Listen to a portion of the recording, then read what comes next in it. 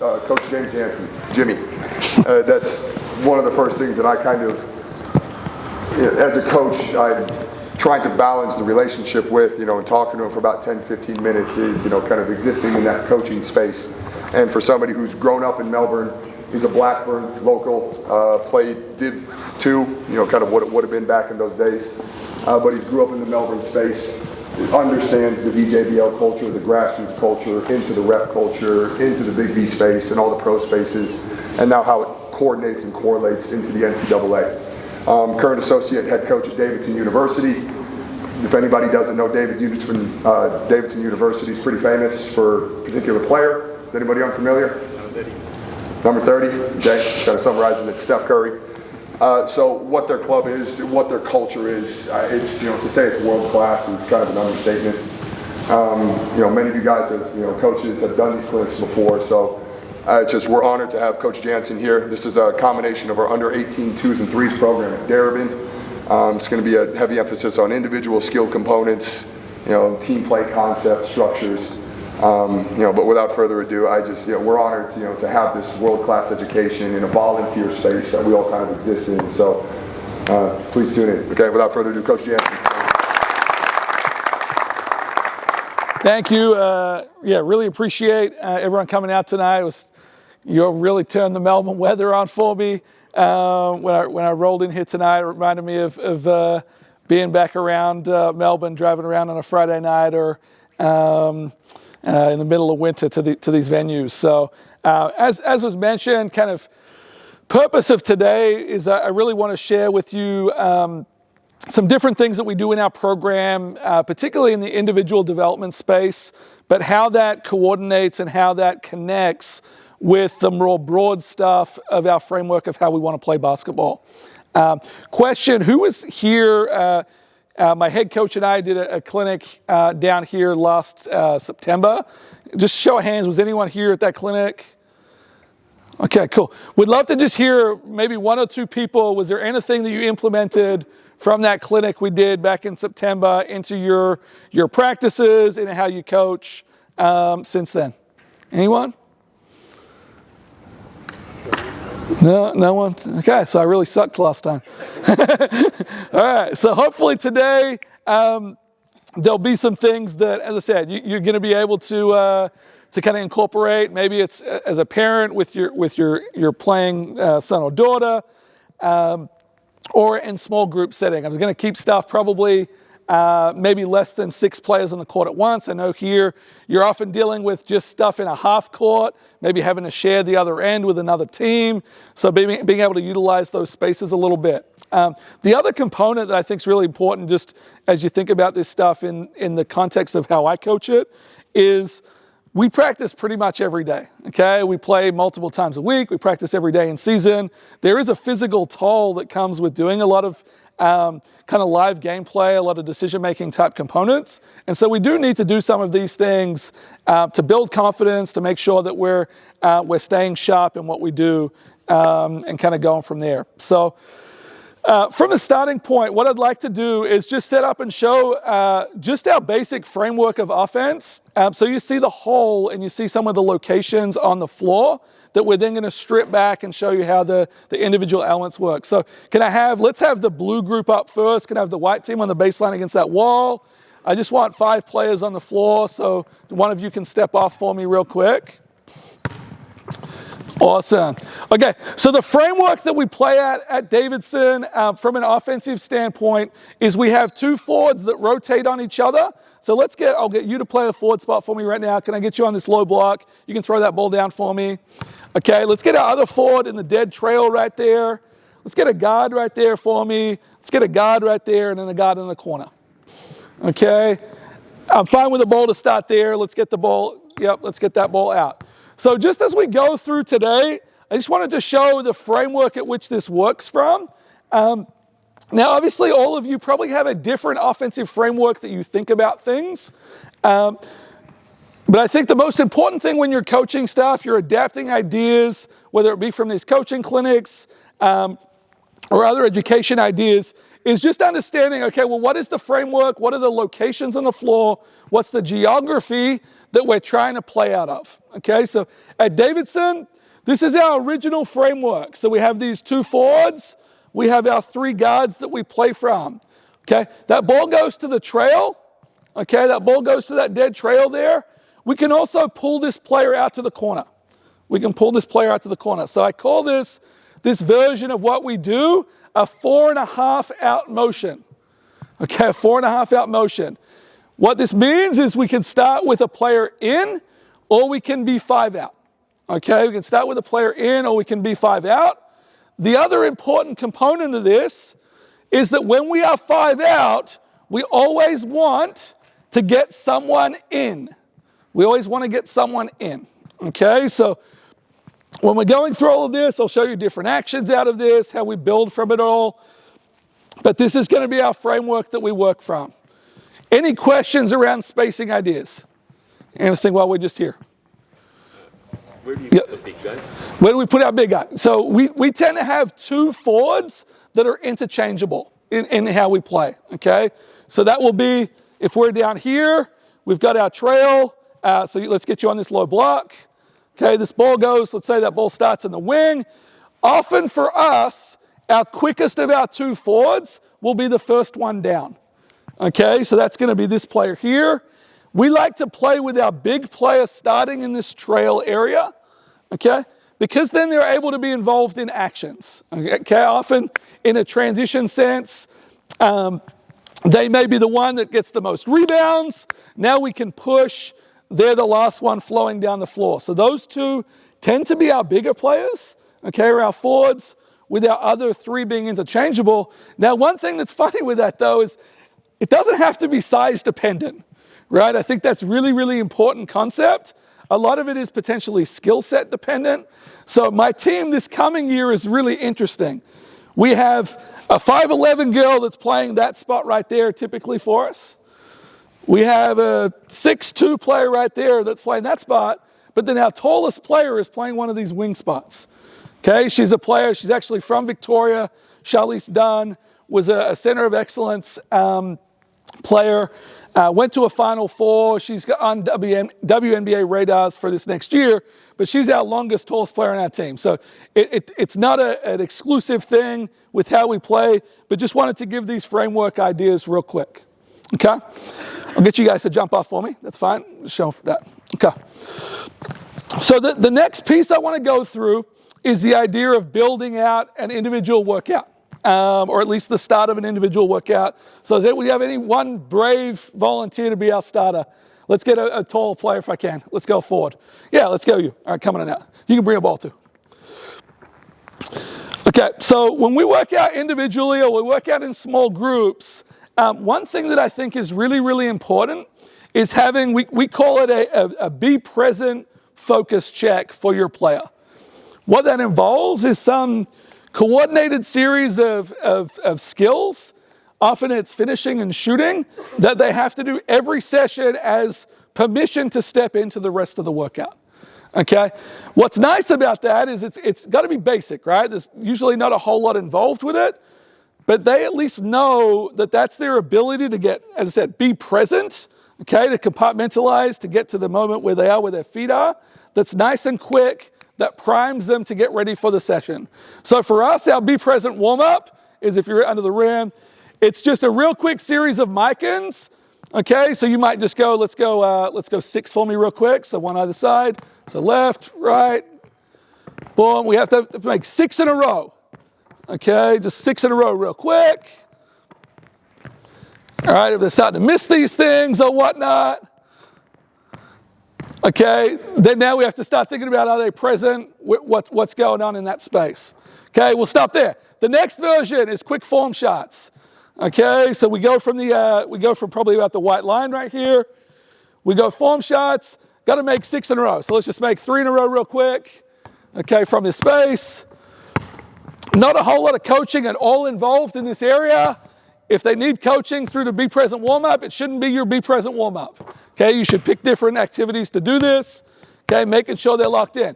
In our space, players are coming from class. They come from all these different things. Really important to get them active. The last one of these is just really quick from the elbows. Okay, so let's get you on the elbow right there. I'm going to take the ball right now. I'm going to toss this to you in a variety of different ways. So I want you to make, let's go 2. So boom, 1, 2 off one foot. Go to this other elbow. I'll toss it into space. The second time you'll go through that, I want you to finish off 2 feet. Okay? So real quick, I'm going to drop it in. Go finish. Bang. Okay, get to the other elbow.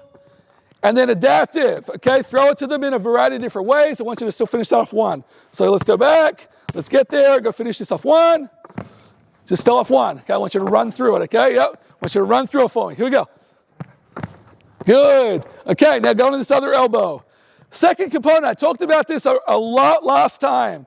To me, in youth basketball, it's not taught anywhere near enough is the ability to finish off 2 feet. Okay, so I like that you're finishing off 2 feet there. That was good. We're finishing on balance. But a lot of times when we see youth basketball, we see players finishing off 1, falling out of bounds, not being really balanced. The ability to be balanced at the end of penetration is crucial, obviously, to be able to finish, but second, to be able to find out and make plays for others.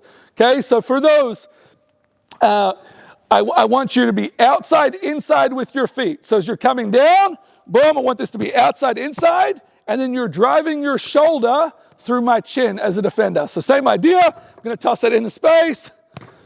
Outside, inside. If you need to use one dribble, let's go get you back on this elbow. If where I toss it to you requires you to use a dribble, then same thing. Okay, so outside, inside, right? So if we're watching me now, if we have to break this down, boom, outside, inside, and then we're up and finishing through. Here we go. Let's try it again. Boom. So let's get that dribble first. Let's go dribble. Boom, 1, 2. Good, not bad. And the other side. Okay, let's go to the other side. Outside, inside. Here we go. Boom. Good, like it. Awesome. All right, you can go back over there. So as I said, be present, warm up. Idea of that, prime your mind. Okay, if you need to have a conversation at the end of that and say, hey, we got to do this again, we often will time that as well. So it's a marker for them that, hey, this took him 2 minutes, 13 seconds today. His goal is to get that done in 2 minutes. Okay, if it's taking you more than 4 minutes, it's probably not a be present warm-up either. Okay? Next component I want us to go through is, let's get a different post player up. Can I get a different forward? Any forward? Yep. Let's get 2 of you all. Let's get another one as well. Yep, perfect. Yep, here we go. I'm going to take this basketball. All right. So the next component that we're going to work through is the idea of kind of receiver spot finishing. Being able to finish appropriately off the glass, being able to get our chest to the ball when people are driving on penetration. We do want to play out of these areas. I think too much in modern basketball, we're just always spread. Having people in receiver spot areas and being able to make plays is helpful, particularly in youth basketball as well. This doesn't have to be big plays. I want to make this really clear. You want to do this with everyone because our guards are hopefully cutting down into those areas. Okay, they're hopefully cutting down those areas. We don't want them to exit if someone's already driving on top of them. We want them to be able to move on penetration. The starting point, and I probably didn't do enough of this in my previous years of coaching, and we worked a lot on this the last year or so, is just being much better about receiving this ball in the paint. So at one, I'm going to stand in this area right here around the free throw line. Okay, I want you guys to get your chest towards me. Okay, so anytime I'm moving with the ball, your chest should get to me. Okay, your chest should get to me. I need to see your chest. Often what happens when people get in this area here is our receivers don't get their chest to the ball. They end up with their chests pointing in this direction. Okay, so your chest pointing in that direction, it's really hard for you to now receive this basketball and be able to finish that effectively. All right, so starting point, always wanting to get our chest to the ball. You can do this with 6-year-olds, right? This could be 6-year-olds. We do this with high-level women's basketball players right now. Okay, so on this pass, when I pass this basketball, I want you to get this top foot to come across. Can I borrow one? Let's get one defensive player in here right now just to show this. Okay, so the idea of this right now was that I've driven, something's happening, you've maybe encountered me, this pass is going, he's recovering. right? He's recovering.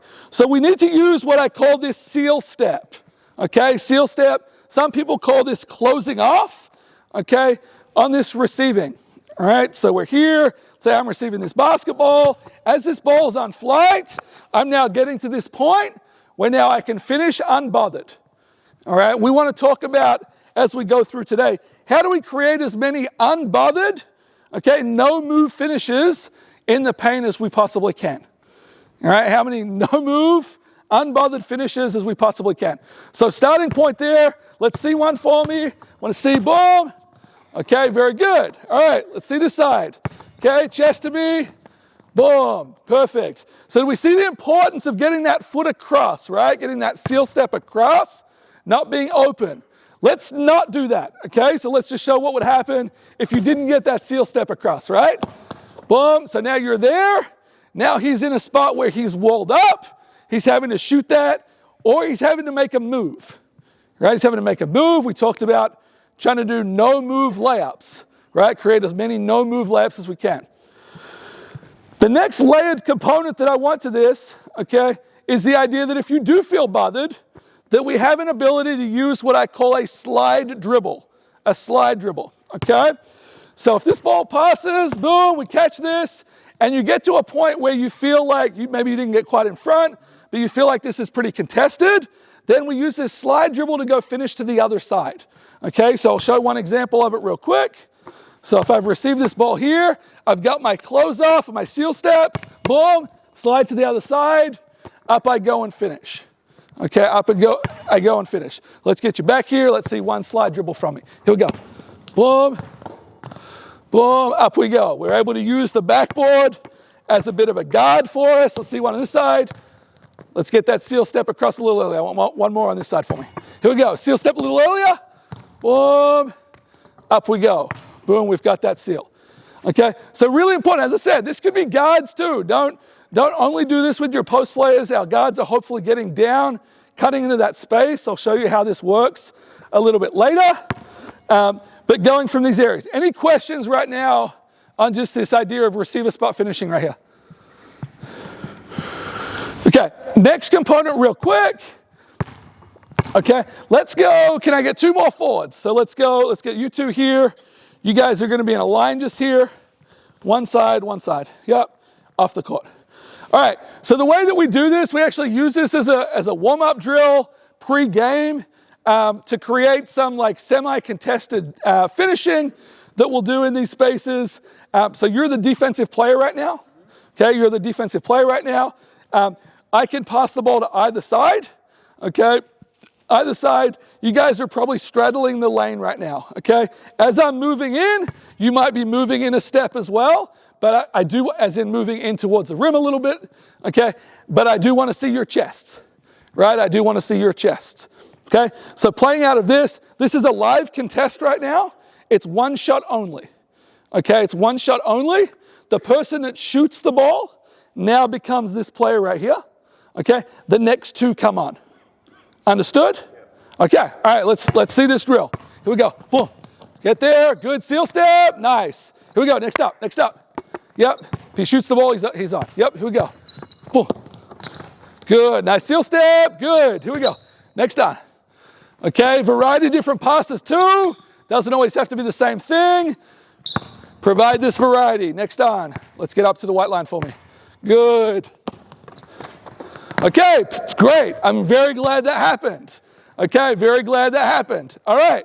So what should have happened? What should his choice have been in that moment? Slide, right? And so I think that's the idea, right? Is in this, we're constantly cueing. Okay, what are the choices? What are the ways that he could do this? There's a technical ability to make sure we're finishing with contact, but there's also that priming of, okay, well, maybe that should be a slide, right? Maybe we should have been a slide here. Here we go. Let's see a couple more. Whoa. Okay, not a bad choice. Not a bad choice. Here we go. Next up. Let's go two more. Good slide. Here we go. We'll go one more rep. Who's made it? Good. Let's get up to that space towards the white line for me. Good. Bang. Nice. Very good. As I said, this is a drill that we'll often do in kind of our warm-up activities. I think it's a great drill that you can do it with any age group. So if you're working with young kids, this is perfect. Trying to get them to seal off, use their body, play from that space. The next component of this is we then move this to be from wing penetration. So we move this to be from wing penetration. So from this one, I want our defensive player to be about here for me. Okay, I want our other offensive player to be about this like baby free throw line here, and our players there. The reason that we want to go to those areas is on penetration towards the middle of the floor if there was a player in. So there was a player in. If we had penetration towards the middle of the floor, we want to be in a stay receiver spot. Okay, we want to be in that area right there. If we had a player that was, let's say you're on that low block on the other side. Let's say you start on that low block on the other side. If we start dribbling baseline, our penetration rules would indicate that you would get to the front of the rim. Okay, so you would get to about this area right here. In my program, we call that the dunk spot. Okay, that's not what people normally call. People usually call the dunker spot down that area. We call that our stay spot, and this our dunk spot. Okay, so we just get there from the starting point. Okay, same idea though. We have the same idea of our seal steps. So ball goes there, we go seal step off. Okay, hopefully you're able to make that finish. That may be a necessary use of a slide from those baseline catches as well, right? Depending where this defense is coming from. Okay, if I go to the other spot, maybe it's there, use that seal step as well. Hopefully that is protecting you on that side of the hoop to go make a play. Okay, with these ones, like to have a little bit more fun. We'll toss the ball in a variety of different ways. That may be that they have to catch towards the rim. With boys of this age, maybe you throw it up, you can alley-oop a couple, whatever that looks like, we play from there, right? So we can move. Now you may have different receiver spot rules within what you do. I talked about the dunk being where I like my players to get to in that. You may have different rules. You could play these receiver spot games out of whatever those are. So here we go. Boom, play, get up, nice. Here we go, next up. Same thing. Who's my D? Who's my D? Here we go, up a little higher. Bang. Seal off. So probably come a little bit more this way for me, right? Yep. Your defense is going to be there. Let's be a bit more towards the ball. Here we go. Bang. Use your slide. Not bad, not bad. Here we go. Next up, next up. Two more. Here we go. Up here for me. Yeah, bang. Use your seal step. Nice finish. Last rep. Last rep. I can't make the play. Yeah, probably not. So in that scenario, what I'd love to have seen, if you were walled up in that way, so I've caught this ball, I've sealed up, okay, he's walled up in that way, boom, let's try to move him a little bit. Let's use some physicality. Let's see that one again. Okay.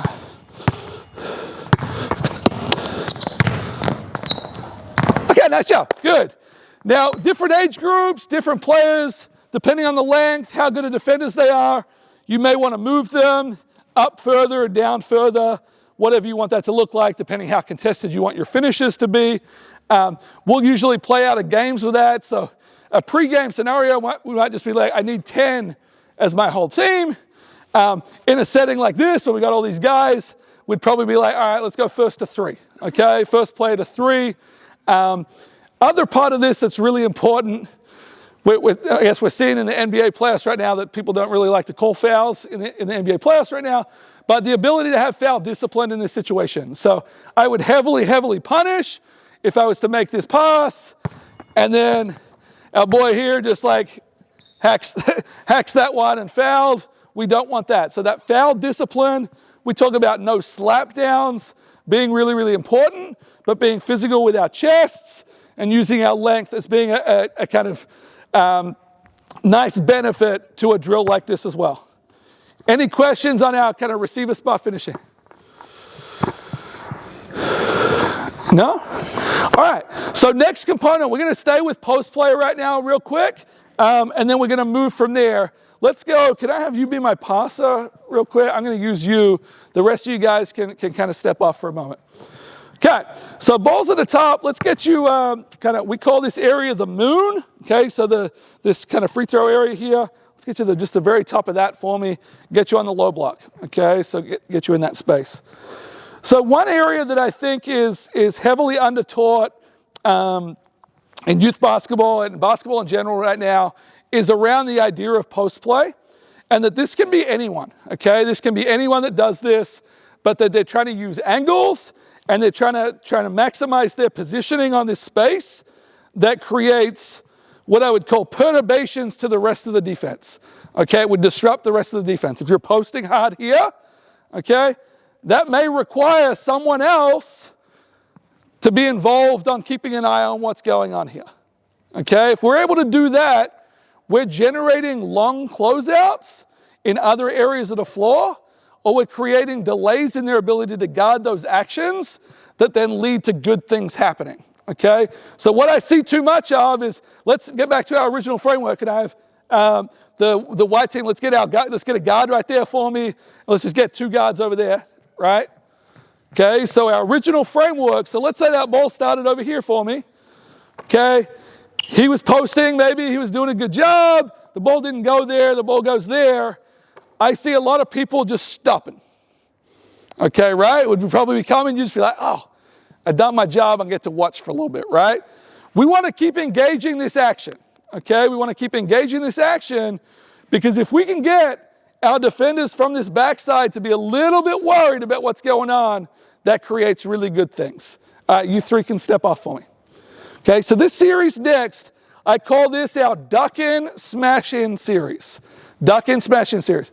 Once again, this can be 1-on-0. This can be with a defender out here. It can be a variety of different things. But the ball's going to start to the top. I'll actually get one more in this one. Let's go number 11. You can jump out here for me. Great, in that wing. So let's go. Ball starts there. We're going to imagine that this ball doesn't go in, and this ball now goes here. And this could be for any scenario the ball gets to the top of the key area. Okay? We want to be active with this. When I say the words duck in, what I mean is our defensive player is below us. Okay? Our defensive player is below us. So ball's moved. Maybe, I was stopping that ball going. I step down, and now I'm in this area here where I'm below the level of the player I was guarding. Okay? That is when we want to be in what I would call a duck in. Okay? Duck in mode. So why don't you be that for me real quick? I'll show this. With that duck in, I want to get my top foot over the front, okay? And I want to throw across my left shoulder. All right, I want to throw across on this side of the floor my lead shoulder so that, boom, I'm hitting him in the chest with the back of that left shoulder, okay? So with that, I've caught the ball, boom, we're catching, okay? I'm going to go hook over the front. Oh, that was really well done. Someone get that for me. Stepping over the front, we're going from there. The next idea with that in this series is that I go duck in, so ball goes. I'm going to go duck in. He's pushed me up a little bit. I go ice to the rim, and now I go step through, okay? Same side. So not stepping across, but I call that a quarter step. So if you think about a clock, you're going from here, you go to 12, okay, we're going through, getting to kind of that 3 area, about a quarter of a step. Not all the way halfway around, quarter step through, finishing. To me, that quarter step is the most valuable move that you see players not able to use often in that post box area. And it's really important, right? If we get down there from a cutting type scenario or from whatever, our ability to just get that one extra quarter step around someone and finish on balance may be the difference between an and one or not making a shot at all, maybe not even creating a shot. Okay, I don't know if anyone's been watching the WNBA at all, but that's the thing that Angel Reese is missing out on when she's going 3 of 18 or whatever she goes from the floor every night. Is she doesn't finish on balance, she just throws the ball up. Okay, so we've got our quarter step as one, and we've got our duck in as the other. The next idea is the idea of the smash in. Okay, the smash in. So the smash in occurs when he is level with me or higher than me. Okay, level with me or higher than me. When this ball goes to this trail right now, I'm going to go and hit him. So let's say you're trying to maybe deny me this catch, right? You're there. I'm going to go hit in, and then I'm trying to create this outside hand seal here to the point where now I can drop step. Do we see the distinction between the two of those? Defense was lower than. I want to get across their face to establish this catch. Oh yeah, maybe I could do this one too in that one. Okay, if he is level or higher than, I want to go meet him.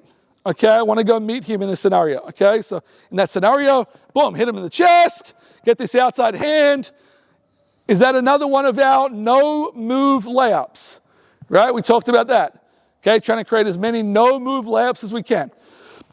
So if we're able to do this and be effective with our duck-ins and smash-ins, maybe that bites people from other areas of the floor. Maybe on this seal, this player now bites. You can throw it there. You get to whack that shot, play from there. Okay? So real quick, I'll play the defensive spot right now. So we'll go, often we'll play this scripted to start. So when I say something is scripted, that means that I've told the told the offensive players what it is they're about to do.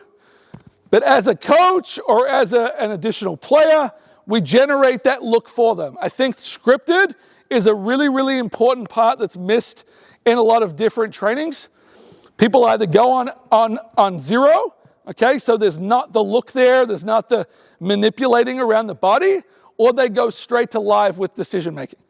Okay, so building that version in, and maybe that's not yourself, but maybe you teach your players to provide some of those looks. Hey, this is the read I want, whatever, is really, really important. I'm lucky that I'm still under 40 for another 8 more months, and I'm able to get on the floor with our players a little bit and do this.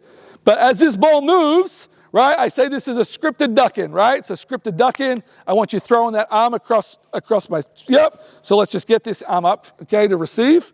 So watch me one more time, okay? So I'm here, boom.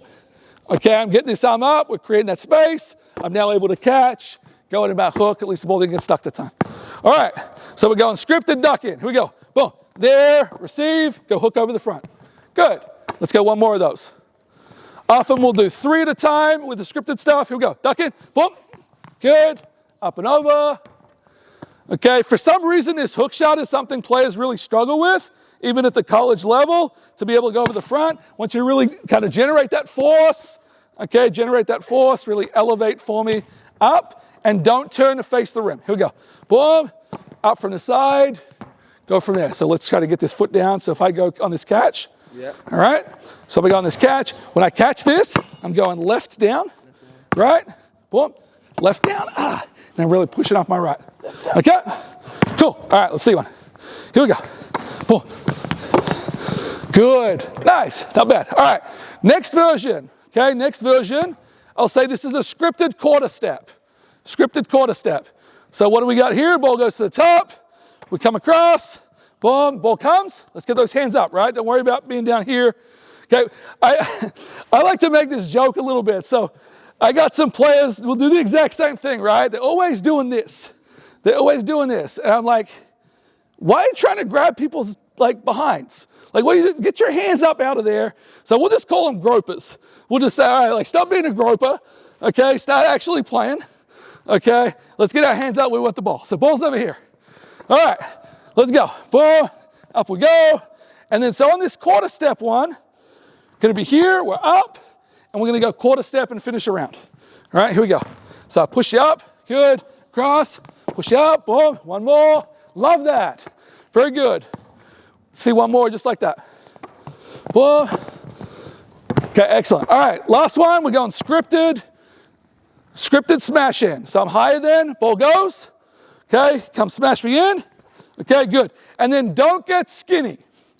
Okay, don't get skinny. And what I mean by that is if you're there and I come hit you in this chest, if I start getting this way, I'm now getting skinny to the ball. Okay, me getting skinny to the ball right here allows this hand to be involved. You're probably going to try to deny that, right? Yeah. And now he doesn't want to pass me that ball. Okay, I want to get skinny after the catch. So we're going, you're kind of probably up a little bit here for the smash in. Boom, I'm going to go find you. I'm keeping width, right? You see, I'm not that big of a guy, right? But here, I've kept that ball away. I'm able to find there. So resist the urge to get skinny. Let's see one smash in. Here we go. Boom, comes. Good. And then drop, step, and finish. Nice. Okay, do we see how this could be anyone that gets down here as well? So it might be a guard that cuts in. The ball moves. Well, you're being guarded by a guard probably, right? You're guarded by someone your size. You can do the same thing. All right, let's get a defender up. Can I get a defender up? Okay, you can stay on this block for me. Okay, let's get out. Let's get a little higher for me right now. Get good spacing. So ball's going to start here. Okay, I want you to not allow the direct entry in. So you're in a spot you don't allow the direct entry in. When this ball goes now, you need to react as if something's going that way. Okay, so you need to react like something's going that way. I now want you to make the choice of whether that's a duck in, whether that's a smash in. If he jumps high, okay, if he jumps high, and this is a smash in here, okay, and he gets higher and he doesn't look like that ball's going to go, what should you do? Beautiful, exactly. Throw the ball back down there.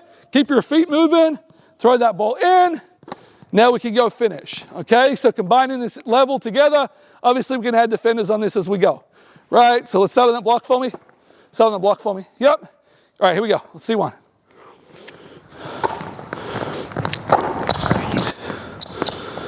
You can use the dribble if you need to. All right, so probably the one thing, right?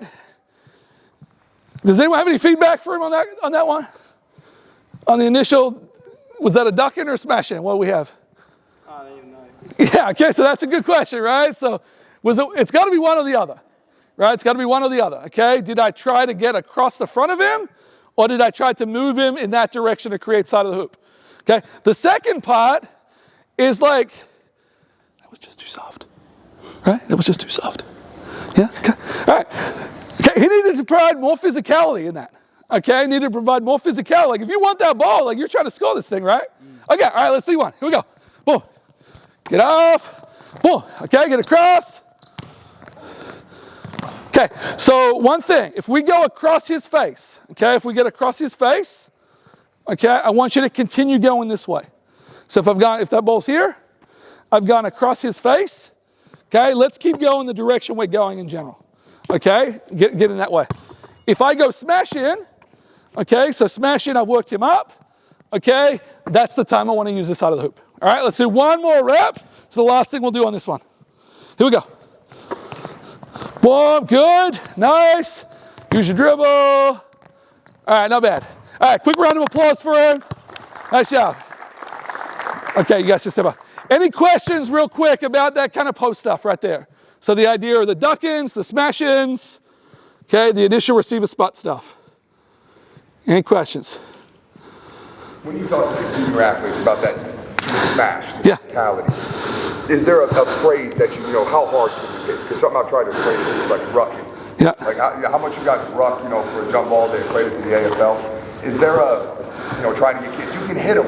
How hard can I hit? Is there a way that you... Yeah, so one thing, we have the bump pads. I don't know if you have access to any of those bump pads, but there's a sound that happens when you hit the bump pad well. So like I'll have that, and maybe both of my rotator cuffs are gone after holding that bump pad like I do. But I think that's the one thing. There's just this sound that happens with it that I think is really good in the teaching and learning around it that you can go for. The second part of it is just the idea of like, okay, well, like, are you being called for an offensive foul? Right? So if you're not being called for an offensive foul, okay, you're probably not close enough to the line of trying to move someone and hit someone hard enough, unless you're creating that space. Like some people are really nuanced about being, or really strong in general about creating that space and moving people without it being a physical contact. People don't flop here in Australia as much as they do in the US. Would you agree? We're getting there. We're getting there? Okay, maybe you are, but people just fly everywhere in the States. It's crazy. But yeah, I think that's the one thing is if you do have access to a bump pad or something of that variety, I would use that as much as you can. And there's just, as I said, it's hard to describe without having it here, but there's a sound when someone actually physically hits you in a certain way. And I think me as a coach, I get out there with our players to kind of provide some of that feedback. If you don't have that ability to yourself to be out there doing that, I think kind of equipping your players to kind of push each other and say, hey, like if he didn't feel like he hit him hard enough, and that's the purpose of the drill. Like that wasn't a live drill right there, right? Like that was a scripted drill where he was trying to give some of those looks. Okay. Hopefully your players are able to provide some feedback to each other and say, hey, hit me harder. Right? You didn't move me enough. That's the way that you've got to try to be able to get each other better. Right? You're all trying to work at the same thing. That answer the question? Yeah. Anything else on that front? Just getting it, it's not safe for under nines. What's that? Would you do this for under nines? I don't see why not. Yeah, like it's, to me, the only thing is like, I would probably spend a little bit more time teaching them the nuance of body position. But I think that idea of like, you think about what an under-9s basketball game is. It's that little running mall of people everywhere, and your ability to space off and hold someone off. Like, there's no reason that has to be in that space there either, right? Like, that may just be the idea of holding someone off. So let's just get 2 guards up. So you 2 there. Yeah, perfect. Okay, you 2 there. All right, well, let's just stand in that space. You could do this around the whole floor. You can get people in groups of 3. Let's get you beside each other. Okay, let's go. You're on offense for me. You're on defense for me. Okay, but if he's kind of behind him, he's not quite to that point. Well, now you're going to step across. Okay, so let's step across and let's not hold him up. Like, once again, you're groping, right? Don't be groping. Okay, so let's get your arm up for me. Get in space. Good. Now I can throw that into that space there, right? If his player was completed the inside and maybe pulled one of these ones, okay, we'll get to a point where now he's into his chest. Okay, I wouldn't step across him, right? Like, I think there's a version where we try to fight people too much, okay? And it's just like, well, what's the actual action, right? If you're here and you've got this ball for me, and this is, let's go, you're on offense, you're the player I was, right? And he's in that space there, and now I'm in a point where I'm starting to work in, and he's fighting to get over me. Well, okay, let's cut. Let's create active space that we get to. So we spend too much time, far too much time as basketball players fighting to catch the ball. We call it begging. Often you'll see players getting out here trying to catch the ball because that's where in the offense their coach told them they had to be. Well, if that's your offense, fix your offense, okay? Teach people that if they're denied in that spot, you now cut, you're able to now make a play. To me, that's the onus on coaches to kind of make that work a little bit. Now, we want to catch in an ideal position. That's great. But yeah, I would just work from this with them. Like, if this is smaller, younger kids, just like, okay, well, hold him off. So, yeah, I don't want you to kind of like deny this. But like, let's just get there. Let's get your arm into his chest. Okay. And the same idea, right, of them catching out is to me the same concept we had there. Now we can build it to where there's more physicality in the post box area. That's probably how I would adapt it for the younger kids. But the ability to catch that ball, to hold someone off with that hand, okay, and to catch it. As I said, don't try to step across him, right? Let's just go back there for me. I want to show one more. Okay, same thing. I just want to step right between his legs, okay? Step right between his legs. That's where I have leverage, okay? Me trying to fight and step over. Now he's going to work. He might work around. He might do different things. I don't want too much of that, okay? Just get leverage into his chest. All right, let's see it. Okay, good. Now we're able to play. I think that's a skill that as a 7, 8, 9, 10-year-old is really useful to be able to do. It's just, how do you hold someone off? How do you catch the ball? How do you move it? Now on that point, you can do the same thing. So you can have players around the floor. You can now reverse that, get them to hold off, get them to catch, get them to pivot, and get them to move that. I think that's a really useful way to build stuff with young kids. Any other questions out of the post-box idea? Playing in that area. So you teach the drop step seal? So after the smash in?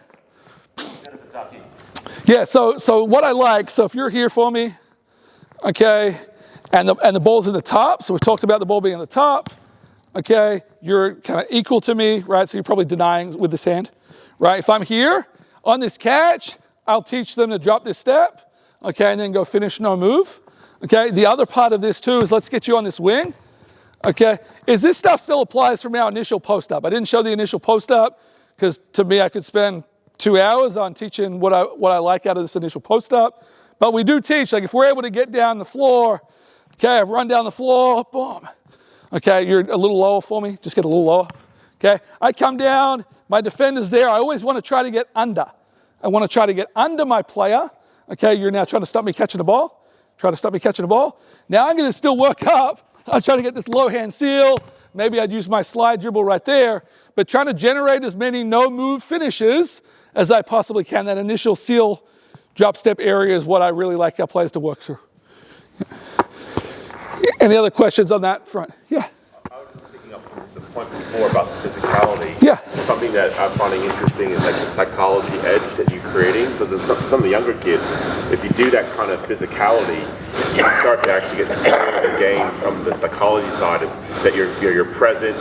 So I guess in terms of reflecting on that level of physicality, even though you're not there to hurt someone or you're to hurt the other team, it's really about like getting that edge, isn't it? About like being present, being in control as much as it's executing the play. Yeah, that's a great point. And I think we have this phrase with our program, and it's when you obviously thinking about your style of play and how you're trying to craft maybe a philosophy, and this goes from a program level, whether it's coming from a director of coaching or with your team.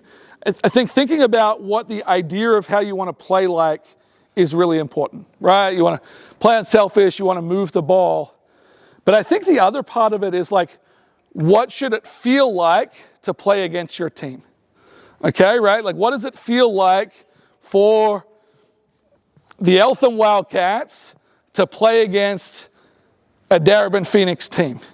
Right? What does that feel like? So for us, we play full court man-to-man. Okay, we tag up on shots.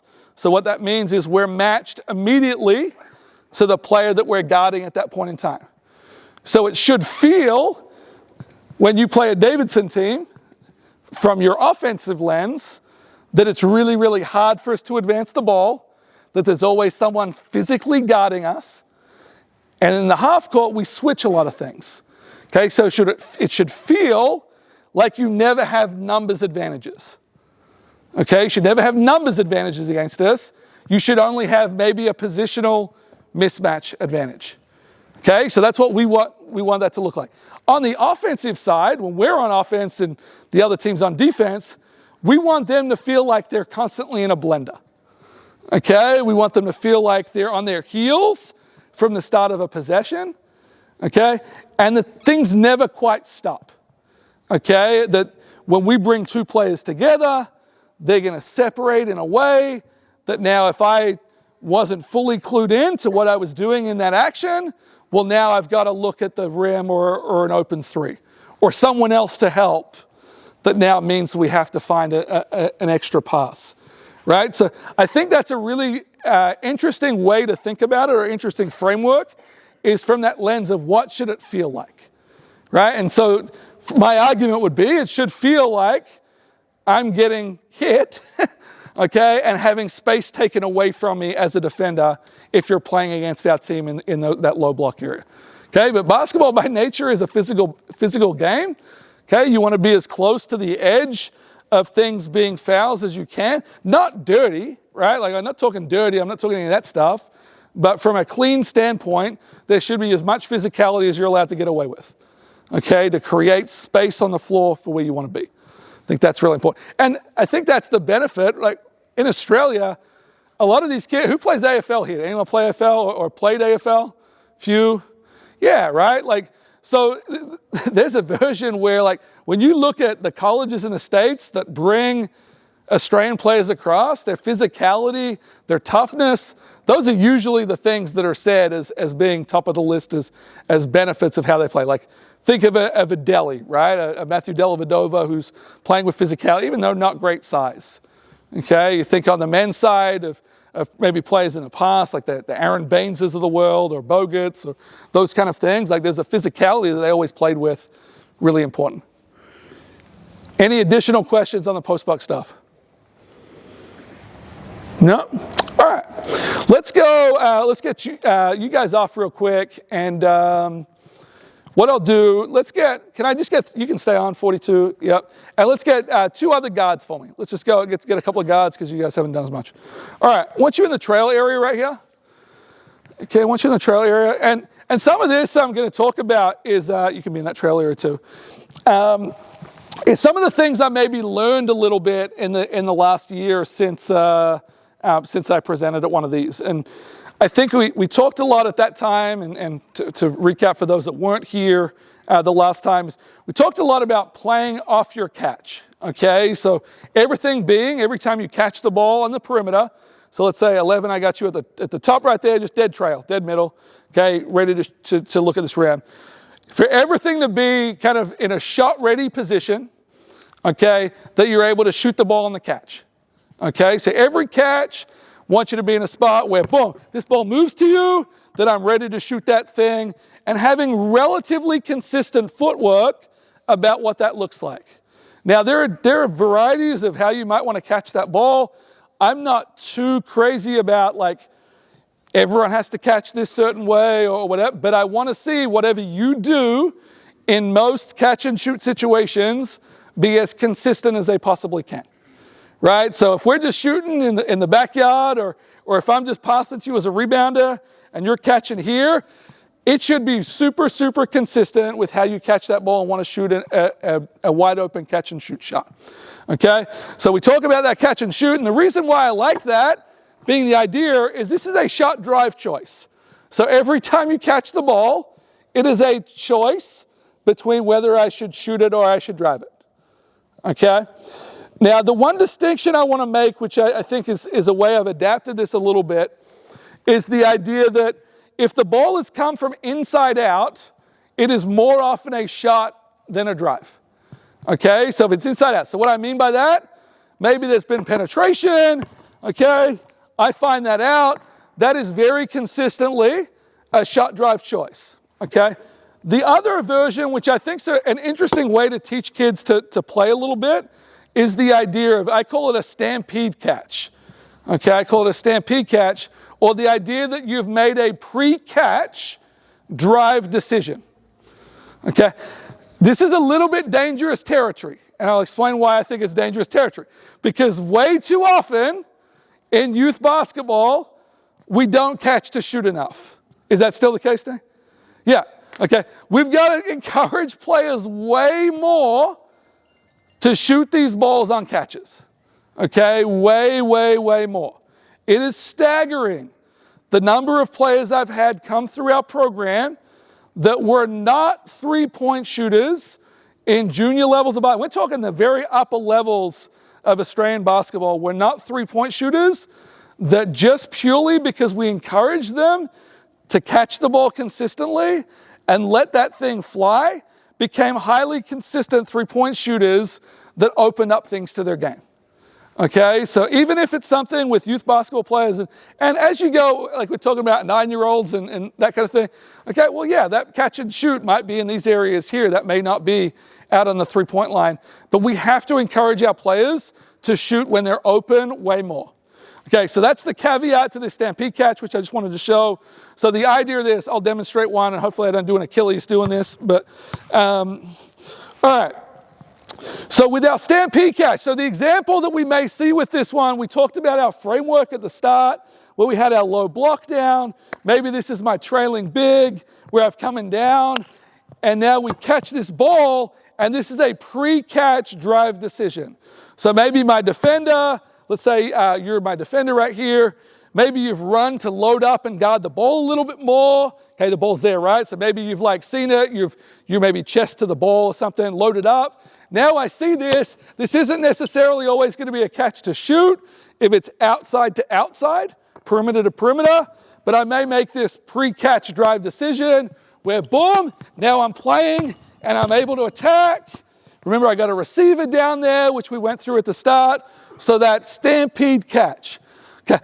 The reason I like this stampede catch as a basis for other things that we do in basketball, so working with a young athlete or maybe at the start of a session, is this position that you're playing out of is such a powerful position. Okay, it's the action at which a lot of things in the basketball court occur. So it's a great way to prime my ability to get down, boom, get loaded, and now get that ball to the deck, and now go and play. Okay, go and play. So let's do this right now. Let's have our line right there. I'll be this passer real quick. Can I get one more ball for me? Cool. Let's come from this trail area. No defense right now. I want you to trail in as if you're going to catch to shoot it. As this ball's coming, you're changing from catching to shoot it to being in this stampede catch and now playing. You understand what I'm saying? All right, let's see a couple. Here we go. Boom. Good. Really over-exaggerate that power pose, right? Here we go. Boom. Nice. Let's get another one. Here we go. Yeah, so let's get, regardless of what foot we are, right? So for the most part, we're coming in. I want my chest mostly to the rim. As I'm receiving this ball, boom, I'm going from here to there. Here to there, pushing down. All right, let's see it. Boom. Good. Nice, here we go. Good, last one. Good. Very nice. All right, let's get 3 more up. Let's get 3 more up right here for me. So let's say you've had players that are struggling, okay, to catch the ball and to play out of that movement. I would just honestly get them on the side right there and get them to replicate that footwork. Okay, so let's go. Let's get our left foot slightly in front of our right foot. Okay, all right, let's go our right foot slightly in front. I want you to go, boom. Okay, so we're here, boom. Okay, boom. And let's not be too far apart, right? We want to be in a powerful position. So where we want to end up is if you were to start a sprint,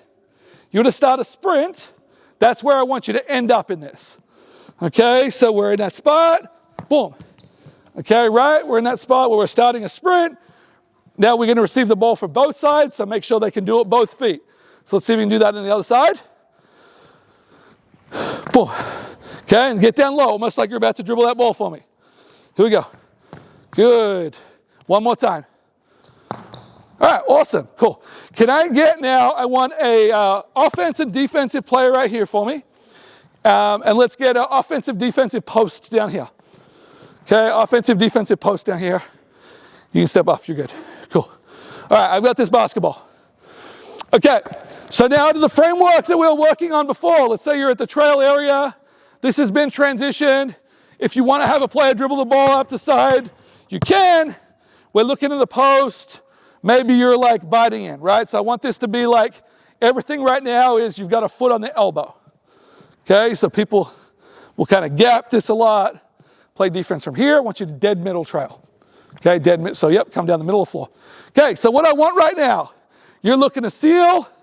Okay, you've got that. You're coming down. Boom, I'm going to find that. Good. Let's attack, right? So you want to beat him to that spot. And now we've got a 2v1 read at the end of this. Okay, now we've got a 2v1 read at the end of this. So now you can make a play. If you want to make a play and try to block his shot or defend, now you have the ability to maybe find him in that. Okay, the one detail that I want to add in this as well is we've got this mini advantage to start. Okay, we've got this mini advantage to start that I'm now attacking from. Okay, I'm now attacking from. So I attack this. Okay, if he is beside me, okay, this should be our 2-foot finish that we started with at the start of the day. Okay, should be our 2-foot finish that we started with at the start of the day. Shoulder to shoulder, outside, inside, into the smile, up we go and finish. Okay, let's see 2 reps for me. 2 reps, see how we go. All right, let's go, come on. Boom, good. Good, not bad, nice. Let's go 1 more. Okay.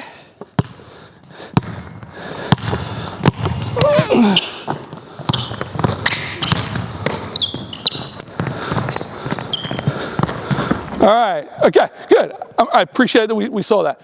First thing that I would coach in those moments was the angle. And obviously, like, some of this is exaggerated and scripted to create this advantage first.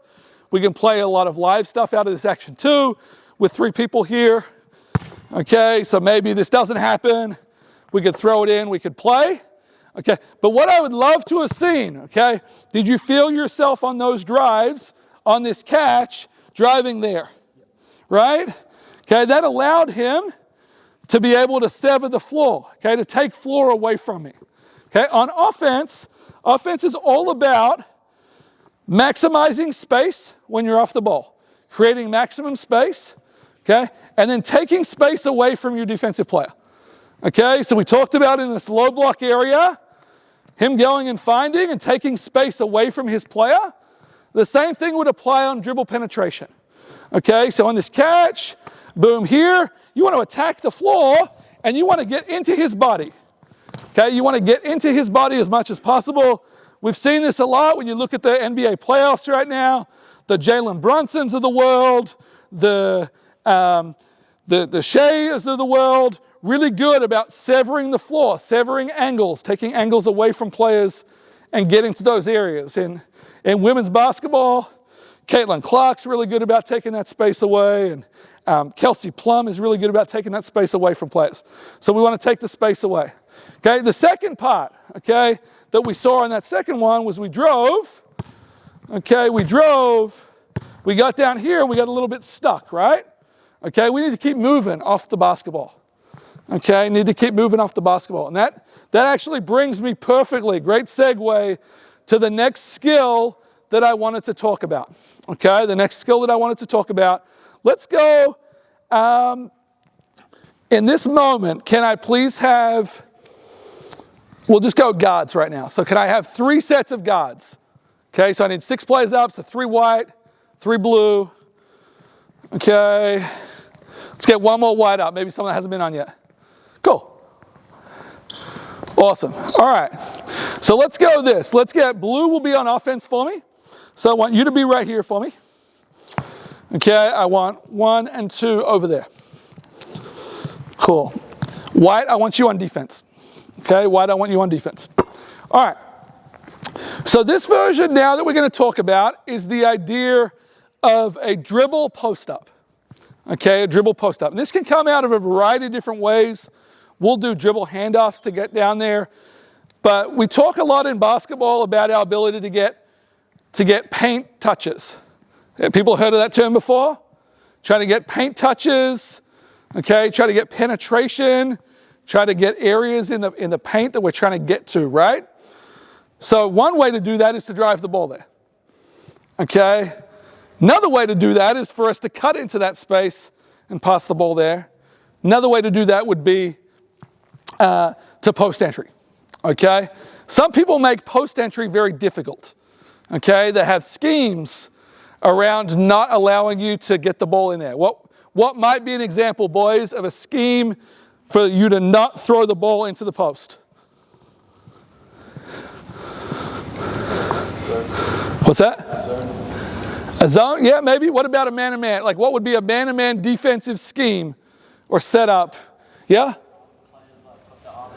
Yeah, so maybe like hard deny, right? Or like a full front. People ever been full fronted? Yeah, that's happened? Yeah, so people can obviously stop that. Could they use other players to make that entry hard too? Okay, weak side players to make that scary. Okay, so one way that we really like to utilize in the way we play, and this is kind of a blended version of what we do and what our best offensive opponent in our conference do, okay, is we use these dribble post-ups. So this could be that you're over here, you're maybe going to dribble handoff in this direction. Let's say you're coming in this direction, and now you go down and you turn this into a dribble post-up. Okay, so I'll show you what this might look like. Okay, so boom, I'm dribbling across. Okay, now I reject, and now I turn this into an area where I've got the ball really close to the rim, right? What happens when we get close to the rim? What does the defense do? Are they excited by being close to the rim? I saw you make a hand movement. They collapse, right? The people watch the ball. People watch the ball? What would you do if I was down there? Let's see, on defense, you guys are trying to stop us right now, stop our team. You gonna come double me? You gonna do that? Okay, cool. All right, I'm gonna pass that ball. You're catching to shoot it. He rotates, you've got one more, right? Really good thing that one of our best teams in our league do with this, and this just adds additional concepts that I think are really easy to teach young players. So if I was coaching these guys, this would be something I would do a lot of, is getting down in this area, and when I get my head this way, so as soon as I go here and get my head back towards the middle of the floor, I would cut this one. So let's cut down, boom. Okay, maybe I find that. If this player here, if 17 takes that away, I want you to move to the window, okay, when that happens. All right, so want to be in vision. I call that the window up there. Move to the window, ready to catch, right? So here it is. I've come down, bang, All right, get my eyes there. He's cutting. Boom. I find out. Now you've got these wide open shots. So you've created, in theory in basketball, the 3 best looks, 3 most efficient looks that you can get on a basketball court. Okay, that's finishes at the end of cuts at the rim. So basically those are 1-on-0 layups that you've generated. Catch and shoot, wide open jump shots. Okay, worth extra points, right? Don't forget that, worth extra points. Okay, from the 3. Okay, if you shoot 35% from the 3, okay, so making barely over 1 in 3, that's the same as shooting 50% from 2. Okay, it's the same as shooting 50% from 2. And then the last one is we're putting pressure on the rim, right? So this is a 1-on-1 down here that hopefully we can equip our players to play out of. This is a vulnerable space. Boom, oh, now we've got fouls. Now I get to go to the free throw line, which is the highest percentage plays in basketball, in theory, okay, if you make your free throws, right? But same idea, okay? You've only got to make 1 of your 2 free throws, shoot 50% from the free throw line for it to be the same as making 50% of your field goals from the floor, right? Math is math, okay? So let's see this real quick. Do we think we can play out of this right now? So I want you to catch. We're going to go right there. This is a 3-player action. Ball's going to go to the trail. Okay, I want you to drive down, and let's get down to that low block. Okay, good. And now you're able to play. Okay, now that becomes live from that space. I'm fine for you guys to read what this action looks like.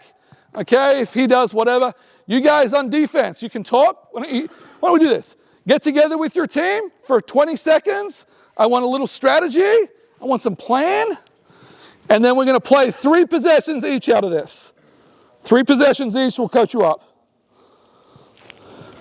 That is something I think is the post touches and post entries are still rarely utilized, especially in the space. It's such difficult to pass and angle. The dribble post touches, I think they're phenomenal actions. Yeah, and I think that's the big thing, right? It's like a lot of people talk about, oh, there's this lost art of the post entry pass. Just don't do it then, right? Like you can work on it, but like if we want to get the ball down there, dribble down there, cut down there so it's not a true post-up catch. As I said, people scheme towards that version, okay? So think about this, right? We talked about our framework of how we play. This is an action. These could be areas of the floor that you want to play out of.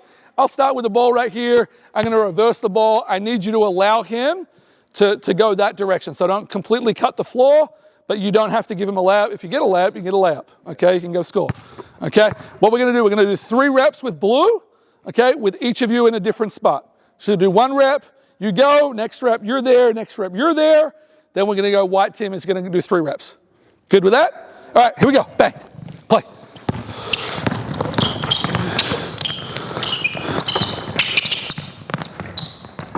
All right, I play 1 shot only with this stuff. So ball's back to me, here we go, rotate, quick. Next spot, next spot, next spot.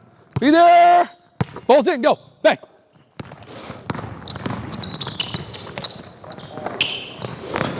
Oh, not bad. All right, here we go. My ball, last one, blue. Here we go. Hey, you don't have to double if you don't want to. You don't have to double if you don't want to. Here we go. Bang, play.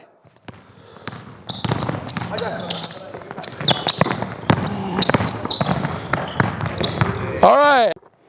Right, it was you, right, the last one? Yeah, we picked it up, okay? We can't be picking that thing up until we're ready to make a pass, okay? Because think about it. I've got here, I've turned, I've picked that ball up, I'm being guarded by my player. Anyone that thought about turning and helping or whatever is now moving back to theirs, okay? So really important when we get down here, okay? We get down, I keep this dribble alive. I keep making a move until I'm stopped by someone, okay? There's multiple versions that I teach my kids depending on what their strengths are. Sometimes we'll get down here and we'll turn and face and get in that, what's that pose right there? Is that power pose we talked about earlier? Okay, playing out of that, right? So getting down, power pose, now we're able to drive it and finish. Sometimes it's just as simple as getting close, finding as we get to our windows and play from there, okay? So we don't want to pick that ball up too early. Okay, we're flipping offense to defense now. Flipping offense to defense. All right, let's be a little bit more towards the middle of the floor. I want this dead trail. Let's get you kind of in this gap here a little bit for me. Perfect. All right, let's play. Bang. Go. All right, pause. Let's go again. Was he ready to find you when you cut? Okay, so that's one of the most important things we do on the basketball court, okay, is that we've got to be receivers when we need to be receivers. All right, so I would wait. Okay, let him get down there. Let him get down here. Once you see eyes, now maybe his eyes go. Okay, now you've got a back of his head that you can cut through this space. Otherwise, let's hold space. Okay, hold space, hold space. My ball. All right, here we go. Bang.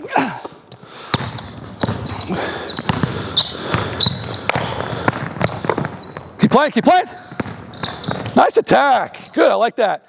Okay, only teaching point right there. I hate to keep stopping this, but I want to point that out. Did you try to score after you turned?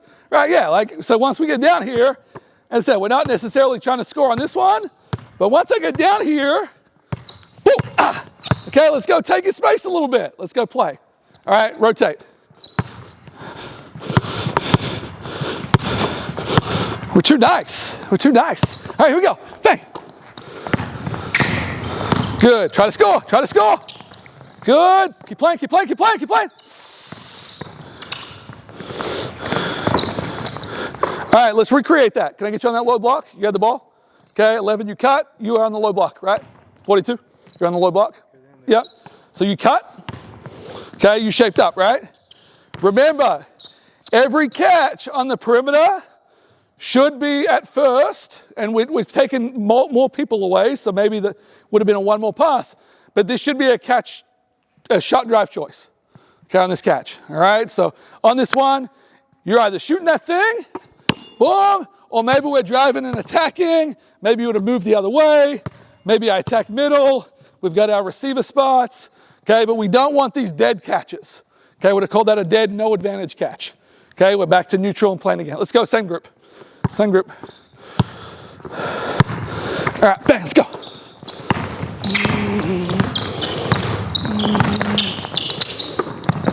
Good, good. Wonderful. Very good. All right. Well, last rep. We got one more rep in this group, right? One more rep. Good job. Feel free. I know you guys are working on it. All right. Here we go. Ooh. Get down there. There we go. Good. Perfect, right? Okay, excellent move. Got to the front of the rim. We kept them occupied, right? Did that cut keep another player from coming? Yeah, really, really good stuff, right? Let's give him a round of applause. Okay, nice job. All right, any questions on that action? Any questions on that action? Okay, so we'll just talk real quick from the idea of, let's say that's not your framework. Okay, let's say you're not in a 5-out alignment, you're in different areas, and you had a low block player. So can I get 2 out here? Let's just get an offensive, defensive player in the trail. Okay, let's get 2 post players right here for me. Okay, can I get white and black? Just get one in white just so it's clear for us. Yep, cool. Let's go whites on offense and blues on D. Whites on offense, blues on D. Cool. All right, so just movement-related stuff that we didn't really talk about there, right? So we've attacked. This might be like our drive from the trail that we had earlier. Okay, we're playing from this area, but we've already got a player inside. Okay, I want you to hold that space at first. Okay, right? Chest to the ball. Let's get our chest to the ball, yeah? Okay, as he starts to move middle, okay, the mistake that I commonly see players make when they're in is they don't get out and they don't stay in. They don't get out and they don't stay in, okay? Really common, when he dribbles here, they like stay in this area, in this no man's land, and end up with this really bad shot. There's other players here.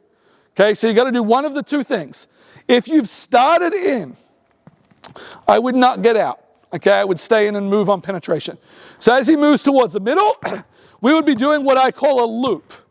Okay, so I'm circling underneath, chest to the ball. Maybe you'll continue on. Maybe you finish. That maybe takes him away from that area. He comes with me. You finish that other side. If he doesn't come, Maybe you drop it to me pretty fancy or something, pass it to me, but we move, okay?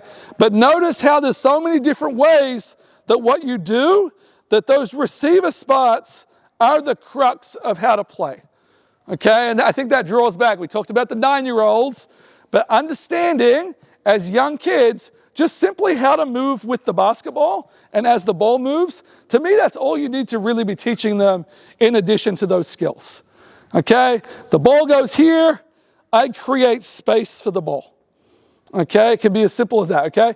How do you give the ball more space? Okay, well, I step away from it, okay? There's a lot of things I think that can come naturally if you frame it right, that it doesn't have to be, hey, you got to loop, you got to circle, you got to dunk, you got to da-da-da-da. Just say, hey, get your chest to the ball. Can you see the ball? Okay, and are you creating space for the ball? Okay, when you're talking with young kids, I think that language is really, really important. All right. Any questions? Any questions? You mentioned the term no dead catches. Can you just elaborate a bit more? Sorry, say that again? No dead catches. No dead catches? Yeah, so I think what I mean by that is when we're trying to play offense and we've got advantages happening, okay? So advantages happening, and that can happen a variety of different ways. Every action that we have on the floor in what we do is designed to create some form of advantage that either gets 2 to guard the ball, that creates numbers situations, so 2s on 1s, 3s on 2s, okay? And the other version of those advantages might be mismatches, okay? But those are the primary ones. But when you've got those 2 to guard the balls, really what a 2 to guard the ball means is there's a numbers advantage somewhere else. You've got to find it out, okay? So in all of these numbers advantages, your 2v1s, your 3v2s, your objective is to score the ball or keep the advantage alive.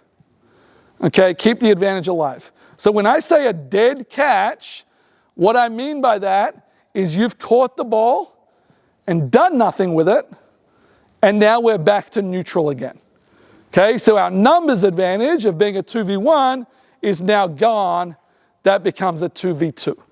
Okay, so always, and that's why we need to talk all the time about, are you catching to shoot?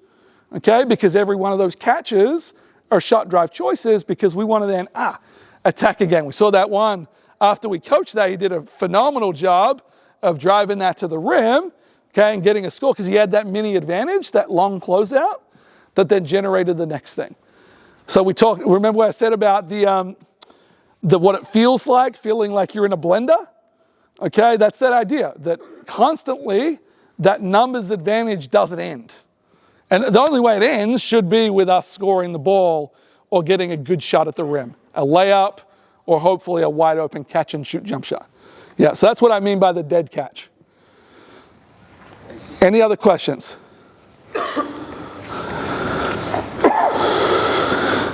Is there anything people would really want to see? Is there any concept, any type of drill people would really want to see? James, you talk about the shot drive choice. Yep. How do you coach to shoot? To shoot? Because 90% of the junior basketball players will drive, Yep. re-penetrate into the collapse D. Yeah, so I think from a starting point is like every true shooting drill that we do that's not designed to be just like form shooting will always have a choice component. Okay, so always have a choice component. To me, the most common words that you should hear in a practice that we run is great choice. Okay, that's what we're coaching all the time, right? And hopefully we're not having to coach their feet that much or the technique of everything all that much by the time you've taught it and repped it a little bit. But the choices is what you're constantly coaching, right? So let's say, for example, we've got, can I have 3 players out? Let's go, so 2 more. Okay, can I have, let's go 2 right here. So offense right there. I want defense on the elbow. Can I have the same thing on that side of the floor? Let's go the same thing in the corner. Same thing in the corner. I'll take this basketball. Defense, I want your foot in the lane. So I want a foot, 1 foot at least. In the lane meaning the key. Cool. Okay, so often this is the starting point at which we'll introduce a lot of this type of stuff in terms of like trying to catch to shoot it. Let's give a little more space. So the spacing that I like to have with all this stuff is when we're playing these 5-out type areas, okay, so 5-out spacing, I want maximum space for the ball. So generally, I want you to be below the free throw line. Okay, so free throw line there. Some courts, I don't know if you've seen like the college courts, they've got like a conference logo right here. Like to be kind of level with that logo. Okay, yes, there's less space between you and that player in the corner, but you guys don't need space for each other. The ball needs space. Okay, so think about how you create more space for the ball. So same thing, let's get you over there a little bit further for me. And you're deep corner. So one of the common mistakes, and you don't have to be like touching the baseline, but yeah, right there. Common mistakes, corners like to creep. Okay, so corners often creep. Do we feel that? Is that what happens on a Friday night or with your teams? Corners like to creep. So holding these corners is really important. And then these wings not being in begging for the ball territory, like we talked earlier. So keeping that maximum space. Right now, while we teach this, let's go 2 feet in the lane for me. So let's get 2 feet. So often we'll start out of this version. Coach at the top, 3 and 3. We often play in bursts of 3, like I did that last one. So we'll go reps of 3, same group, and then we flip. You guys can run back to the same spots you were just at, but it will just start from one of these like small advantage closeouts. Okay, so small advantage closeout. So boom, I want you guys to be shot ready. No one actually looks shot ready right now. Cool. All right, so boom, I'm going to pass that ball. This is a live closeout. So you should have shot that, right? Yeah, so this is a shot drive choice. So at no point are there dead catches in this drill. You've already got an advantage. You already got an advantage. So this advantage needs to be turned into a catch and shoot 3 or an attack. Fine for you to attack either way, whatever the read is. From this drill too, I do talk about like we don't want to fight defensive players. So some people I've heard like say, well, you got to like attack a player's top foot or this and that on defense. Just go the easiest way. Okay, don't overcomplicate it. If he's coming from higher than you, so let's say you're higher than, right? If this is the angle he's coming from and you're driving this thing, drive it in that direction, right? Like that's the easiest way to drive. Okay? If he's coming from low, maybe he's been low help, okay? Or he's in that area, boom, found out and he's coming from low. Well, yeah, like drive the middle, take his space away as soon as you can, and play from there. So this drill would work like this, okay? So boom, we play from there, bang. Shoot it, good. All right, ball back to me, here we go. Ball back to me, get your spots, bang. Good. Okay, remember, it can be a shot drive choice. Here we go, last one. Bang.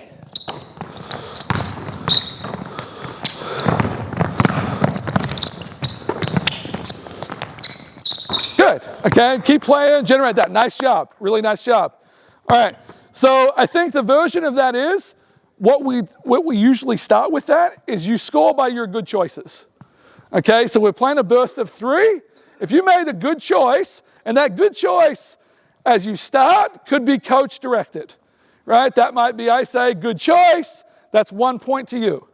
Okay. The next version of that, as you go with different players, is maybe you turn that into a player decision on whether it was a good choice or not. Get them to put their hand up if they thought they got a point for it, right?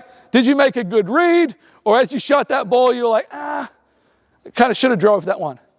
Okay, the one I'll talk about, though, that just happened, right? What am I going to say?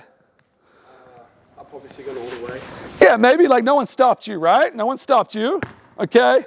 I probably would have potentially driven middle given the space you had and where you had to operate, right? But so you drove it, yeah? Okay, you drove it, you pitched it. Okay?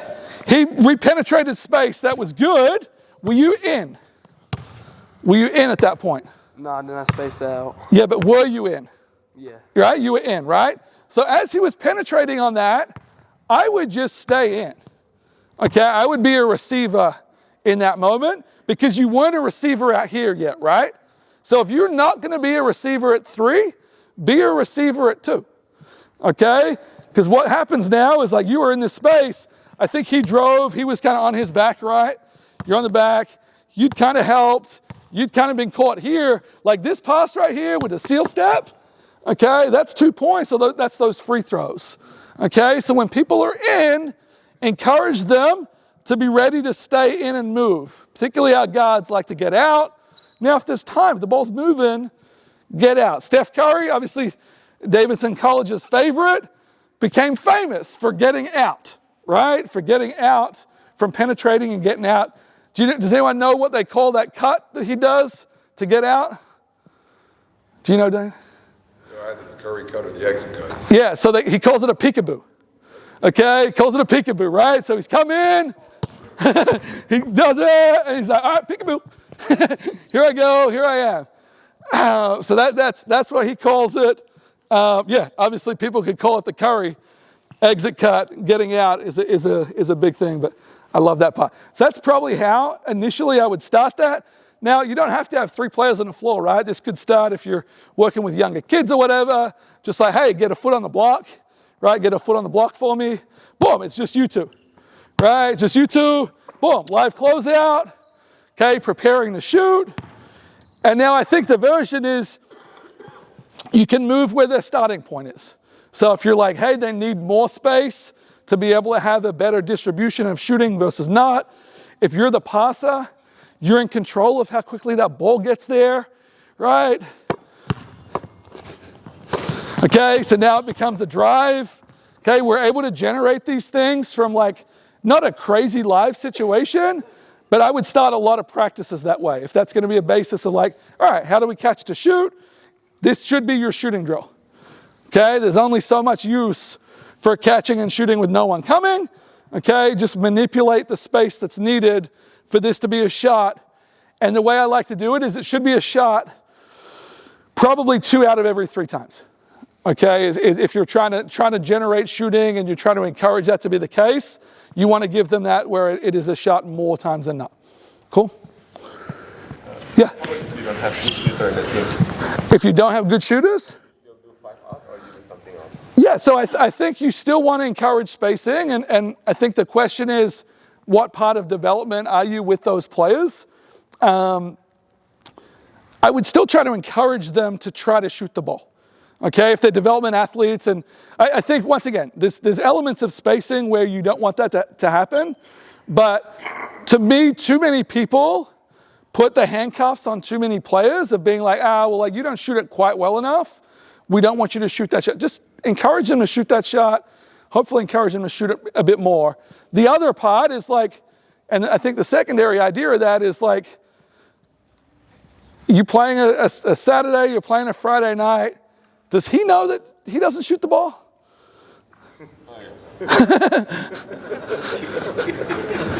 Right? He doesn't know. Okay, so at least make it look like you're going to shoot the ball, right? Like, have space, get your eyes to the rim. Like, once again, it's different if you're at our level where there's 6 coaches on a staff and they're scouting and they're like, that's a shooter, that's not a shooter. That ain't happening, okay? That's really not happening. So at least look like you want to shoot the ball, all right? And then you can go from there on how you want to coach that and what you want to do. I think the version of that is like being able to create more dynamic advantages. So we use a lot of off-ball screening, bringing 2 people together to get 1 down and 1 out. So an example of that would be, let's say you guys, let's get my 2 bigs in the trail area. So offense, defense right here. You guys are right here. Let's get a white there, white in the corner, and let's get defense on. Okay? Cool. So playing out of this will be the last thing we'll show, and then we'll wrap up. Okay, so ball goes to this trail area right there. We could now go screen down in this space. Okay, so particularly in that 5-out spacing, we're maybe out here. Okay, your objective in this screening action is to try to generate either a layup at the rim or a closeout for a 3. Okay, pretty rare that players will just go up the gut like that. Most players are a bit closer to you, right? In general, right? So you're going to be out here. So we want to go screen his low shoulder. So his low shoulder is the shoulder closest to the rim. Okay? If you feel like both players get above you at any point in time, I want you to go. Boom. So now that's the pass. Now that's the layup. Okay? If that ball's back at the top, okay, we're up here. Maybe you're like sagging a little bit, and you're like, I don't want him to get the ball. Okay, so you're coming down a screen. You like don't want him to get the ball. I want you to reject, and now I want immediate separation. You want to try to catch this ball on this side of the hoop. So you want to be ready to pass that ball there. We want to immediately separate. Okay, the last version of that is maybe he's kind of like chasing him. Okay, you're coming. I want you to curl this screen. Okay, so let's come really tight and curl this screen. Okay, boom. Now come through this space. Okay, maybe he bumps, maybe he does something. You got to get out as quick as you can. Now we've generated, you see in those three situations, we've generated either someone getting down or a long closeout. These are often lunges. Now you can attack. Now you get to stay in, you're a receiver, and now we get to play out of those areas. So those dynamic areas where we can get those screening actions. We talked about the ways to create advantages, whatever your spacing framework is. Okay, get two people together and get them to separate is the best way to at least start that process. So how do you decide like which kid to go to the wing, corner, or the top? Because not all the kids are experienced if you play domestic. Yeah, so I think there's a version where what we do with our stuff is we have the two forwards. So we say, hey, you two are forwards. The first forward down, I want to get to the rim. The second forward down, I want you to get to this trail spot. Okay, so that's how we work with that version. Usually we'd have a point guard, and then we'd have two other guards. Okay, so a point guard, so let's say if we walked back, could I have 5 whites on? So let's get 2 more white. Blue can go off for me. Blue can go off. So let's say 42, you're my point guard real quick. You're going to be like as if you've rebounded the ball. Maybe you've actually, there's been a make, and you're inbounding the ball. Okay. So, boom, it's been a make, inbounding the ball. Our first forward down, get down to that low block for me. Okay, our next 2 guards, let's get deep wing, right? Deep wing creating space. We're able to play from this. So what I like our players to do is bring the ball up. You guys have these nice wide lanes in FIBA basketball. We don't have, it's not as wide for us, okay? But I want you to bring the ball up this lane line, okay? If you can kick it ahead to your buddy 27, you'll kick it ahead.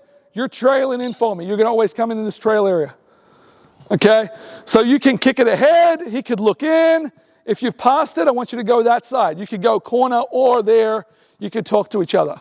So that's how we flow into those spaces. Those 3 players, in theory, could all go to any one of those spaces, and then we get our two bigs to get in those middle areas. Tell the kids to keep constantly moving, or can they stay in one? So then what happens in what we do, and once again, this is obviously a bit more complex as it builds, but we then throw this ball. So if we don't have anything here, and there wasn't an initial advantage. So if we already have what I would call dominoes, right? Dominoes going. If we already have dominoes, I want you to attack. I want you to keep playing if there's an advantage already there. If there's not an advantage there, we will typically reverse this ball to our trail, okay? And now we can run actions on this side. So that's where as a coach, you could dictate what this looks like for you, right? Depending on what type of team you have. So that could be that you're like, hey, I'm going to go and dribble handoff with this player. Okay, boom. Maybe in that version, I say, hey, you're not really a big, let's get out to that corner, right? You've posted well. Once I look this way, we can dribble handoff. Okay, I go dribble handoff, and now we play. Now I can get down. Now hopefully that's generated an advantage. You probably stay spaced most likely in that one. We can now do things, right? That might be like, you're like, hey, I want to introduce screening with my team. Okay, so on this catch, you can go screen, boom, bang. Now someone gets down, someone gets up, okay? Often cutting and screening can be followed by actions with the ball. So maybe you go and screen, good, maybe you get out. There wasn't a great advantage, so now maybe I come and screen this ball. Okay, now you guys can shape up and move. So that's how I think like a framework of spacing can then build. Like you might be like, hey, for the next 4 weeks, all we're going to try to do on that ball reversal is cut and drive, okay? Or we're going to pass the ball to that trail, and now we're going to go screen down. Or we're always going to start with a dribble handoff to one of these players.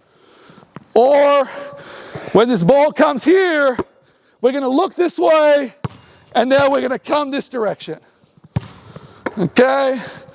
Or, so we like to stay spaced until the next action requires them to move. And that's how I like to do it, because we want to be receivers if we can. But yeah, different teams, you could move, you could space in different ways. Once again, you could look this way, right? Whoa. Oh, now I'm here.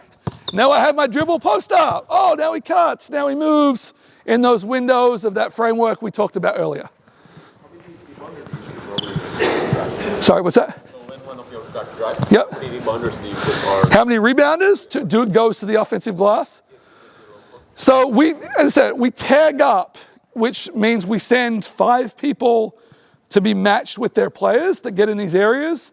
You could send 3, it really depends on what you want to be as a team in that philosophy of what you need. So, but I would never send them before the shot, right? Like I would always get 1 down, would be 4.5 out. Okay, so always have like 1 in. And then after a shot is initiated, then that's where maybe other people start crashing. Is that when they tag as well, when the shot goes up? Yeah, so the initiation on a shot is, let's say you're guarding me right now. Okay, you're guarding me. He shoots the ball. As he's initiating the shot, now I'm tagging. And that would be all 5 players would be doing that at once. Yep. It's one of the same sort of principles as the triangle offense. I know like in the triangle it's more like a post, but where you've got like 3 guys on one side sort of operating. Yeah, I think I think all offenses have similar principles that kind of come from them. We adapted this out of what was kind of the flow offense that the Australian Boomers were running with Andre Lamanis, and a lot of teams were running, where they kind of would cut and go dribble handoff with the players. We kind of created this hybrid of these things where it includes those spacing components, so those spacing areas and whatnot. The triangle operates a little bit more out of the ball side corner piece. So instead of having the people off the ball, so like earlier we had you down in that low block, right? The triangle would probably be more like he was in that corner, he was here, he was in the trail, and playing more out of those spaces. So we're trying to give space away from the ball. We're trying to manipulate where people are, okay, and hopefully give angles and lanes to drive into, okay, while giving us receivers. Yeah, exactly. And you can get the 5 out with this really easily to get in like different dribble handoff actions. So what we do with our team is we have 3 different types of dribble handoffs we'll do. So this trail will dribble at this one, and then we play. This player might cut through, and then he comes up. And then there's also the zoom has become more common now, which is me going and down screening into the dribble handoff. And so being able to mix those 3 things in, and I think we might have spoken a little bit about it at the last clinic, so you might be able to find some information online about the kind of 2 people actions together with the ball, have very similar principles to each other. So, any other questions? Yeah? Like this, when they catch the ball, they're catching it and landing in the sprint stance or catching it? Yes. Yeah, so I want them to, like, as the ball is getting to them, get into that power pose, right? To the point where they're like running through and attacking that because there's already a lane here, right? It's a race. So if this player is towards the ball and they've seen space, it's a race to get to the space where I'm taking it away from them. If I'm too slow with it, if I was to catch and look and then go, well, maybe this defender that was more towards the ball has now walled me off and I don't get where I want to go. Okay, so I think that sprint stance or that power pose allows us to get to that space as quick as we can. Okay, without it being just like running through. Like I think a little sloppy if you're just like running through and not playing out of a base of power. Any other questions? Cool. Well, let's give a round of applause to the guys. Really did a good job. Thank you again for coming tonight. I appreciate it. Obviously, rainy, ugly night in Melbourne. Hopefully there's a nugget or two that you can take back to your team, better than last time, where apparently we didn't have any. I did use your things. I was watching the video. Good. Okay. Good. But it's like you come to a clinic and go, okay, I've got that. And you go back and you try it, you use it, and then I find myself looking at other stuff, and then the club does something, and then you go back. But I'll go back and look at it again. But Well, and one of the things I think that's interesting too is, and some people are really good about this. Some people are like, oh, I learned this when I went to this clinic, or I saw this, and I remember this is where I decided to do this. That's not really how my brain works. Like, I think the way I like to think about things is there's this mental model of how I want to coach something, right? And every minute of every day, that model is updating based on what I see, right? So we talked about, like, earlier when we had that dribble post-up, how that was a blended thing of how we teach something and what a team in our league does really well. Right? Well, we're trying to implement some of that stuff with our group this year to be like, hey, we need a little bit more cutting than what we've had when those moments happen, right? And so, to me, that's the thing. You probably shouldn't. It was probably a little bit silly to think that you would be able to say, hey, that's what I picked up from that last one. There may be things within your mental model of how you want to coach something that's, hey, just that little nugget of, oh, I heard James use this word, right? You're probably not going to remember that James used dead catch, right? Or whatever the term was. You just start using that term because that fits your mental model of how you're going to coach stuff. So I think that's the way I like to think of all this stuff, is when you come to these clinics or you watch something online or you see something on a Friday night that someone does and you're like, oh, actually I want to coach things that way, or whatever it is. Maybe it's even a different sport, right? You pick something up from a different sport on how they do things. That it's a constant update of that model, whether you write it down or whether that's just something in your mind. That's the way I like to think of those things. So, hopefully you can pick one thing up, or it changes your perspective. You're like, actually, maybe I should think about things that way. Or, hey, I didn't think about maybe what that framework was like to start our structure from, which sets up everything else, right? Because that's the nature of it. When we talked about that framework right there of having our trail and having these two people over there, that's a 3-player action, right? That's a 3-player action. Now, you could spend all practice, every practice you ever did, on just replicating over and over different 3-player actions and teaching them how to play out of that, right? That could be all you do in a whole practice. You got 6 plays. You're like, hey, we're in bursts of 3. Let's go. Let's go screen away and separate. Boom. Now we're working on our catch to shoots. You can play out of those things, but you've got to start from a point of like, where do I want my players playing from? Maybe you're a 4 out, 1 in, and you're playing from the corners and these slot areas. Well, that's fine. I don't care what framework you use, but you should be starting with that to then dictate how the rest of your practice, the rest of your actions, the rest of your offense runs. Right? I think that part's really important. Any other questions? I'm happy to hang around and answer any individual questions as we go. But yeah, thanks so much for coming. Please follow Davidson WBB on social media. As I said, we got 4 Australians on our team. Had our best season that we've had this year, and hopefully do some really cool things in the coming years. So Davidson WBB on kind of all social medias. James Janssen, Janssen, on all social medias as well.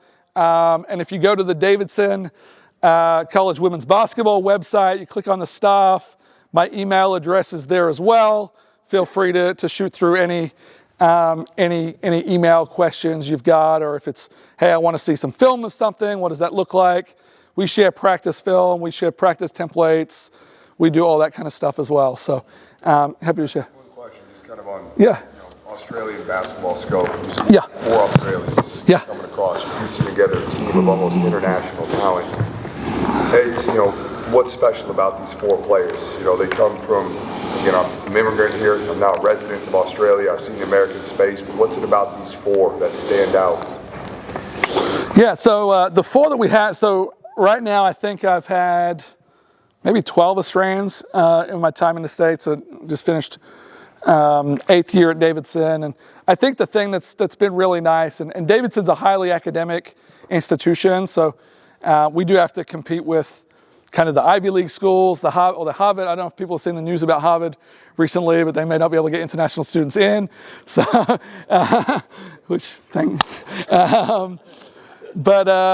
the stuff that I think really shows up is Australians are usually highly competitive. They're often able to play from a framework of understanding what basketball looks like. And one thing that's really nice about the Victorian structure of the Friday nights and the VJBL and the domestic system that leads up to it is usually they've got a lot of experience playing a lot of basketball that is actually resembles real basketball. And I would not discount that. And if you're playing in these track meets where there's no actions or there's no organization, then that's probably not setting people up for that next kind of level. But I think usually these international players, and we have, of my 14 players this coming year, 10 of them will be international. We'll have 4 Australians, 2 from Spain, Hungary, Greece, Belgium, France on our team. And typically these players internationally just have much better feel for what real basketball looks like than what the American kids do. And so I think don't discount that. You would not be, and maybe your experiences are different from the States, but I could not go to the States and have 50 people or have a many here on a Tuesday night doing a coaching clinic. There's just not that culture there to make the kids better in that way. And so major props to you all for taking the time out to be here. But I think that's the big things is usually there's a competitiveness, there's a basketball IQ that comes with it.